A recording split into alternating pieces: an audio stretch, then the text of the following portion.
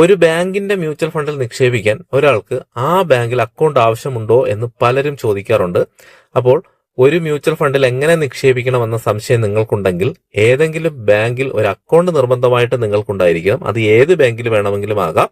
അതുപോലെ ആ account KYC അല്ലെങ്കിൽ CKYC നിർബന്ധമായും ചെയ്തിട്ടുണ്ടാവണം. പിന്നെ പാൻ കാർഡും ആധാർ കാർഡും നിർബന്ധമായിട്ട് നിങ്ങൾക്കുണ്ടായിരിക്കണം. ചില കപട നിക്ഷേപകർ പണം വെളുപ്പിക്കാൻ വേണ്ടി മ്യൂച്വൽ ഫണ്ടുകൾ ദുരുപയോഗം ചെയ്യുന്നത് തടുക്കുന്നതിന് വേണ്ടിയിട്ടാണ് ഇത്രയും കാര്യങ്ങൾ നിർബന്ധമാക്കിയിരിക്കുന്നത്. ചില മ്യൂച്വൽ ഫണ്ടുകൾക്കും ബാങ്കുകൾക്കും പൊതുവായി ഒരു മാതൃസ്ഥാപനം ഉണ്ടായിരിക്കും. അതായത് ഇവ രണ്ടും ഒരു കോർപ്പറേറ്റ് കുടുംബത്തിൽ ചേർന്നതായിരിക്കും. അങ്ങനെയാണെങ്കിലും ബാങ്കുകളെ റിസർവ് ബാങ്ക് ഓഫ് ഇന്ത്യ RBIയും മ്യൂച്വൽ ഫണ്ടുകളെ central exchange board of India SEBIയുമാണ് നിയന്ത്രിക്കുന്നത്. അപ്പോൾ രണ്ട് സ്ഥാപനങ്ങളാണ് ഈ ബാങ്കുകളെ മ്യൂച്വൽ ഫണ്ട് കമ്പനിയെ നിയന്ത്രിക്കുന്നത് എന്നുള്ള കാര്യം നമ്മൾ മനസ്സിലാക്കുക.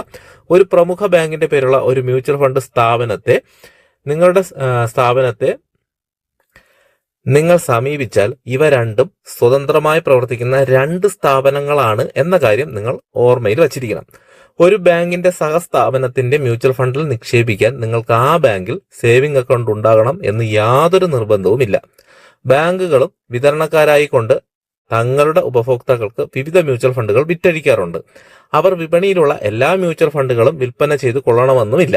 അവർക്ക് ഡിസ്ട്രിബ്യൂഷൻ ടൈപ്പ് ഉള്ള മ്യൂച്വൽ ഫണ്ടുകളായിരിക്കും നമുക്ക് നൽകുന്നത്. നിങ്ങൾക്ക് അക്കൗണ്ടുള്ള ബാങ്കുമായി ബന്ധമില്ലാത്ത മ്യൂച്വൽ ഫണ്ടുകളിലും നിങ്ങൾക്ക് നിക്ഷേപം നടത്താവുന്നതാണ്. അപ്പോൾ ഒരു ബാങ്കിൽ മ്യൂച്വൽ ഫണ്ട് ഒരു ബാങ്കിന്റെ മ്യൂച്വൽ ഫണ്ടിൽ നിക്ഷേപിക്കാൻ ഒരാൾക്ക് ആ ബാങ്കിൽ അക്കൗണ്ട് ആവശ്യമുണ്ടോ എന്ന് ചോദിച്ചു കഴിഞ്ഞാൽ യാതൊരു ആവശ്യവുമില്ല. ഏതെങ്കിലും ഒരു നാഷണലൈസ്ഡ് ബാങ്കിൽ അക്കൗണ്ട് ഉണ്ടായിരിക്കണം എന്ന് മാത്രമാണ് ഉള്ളത്.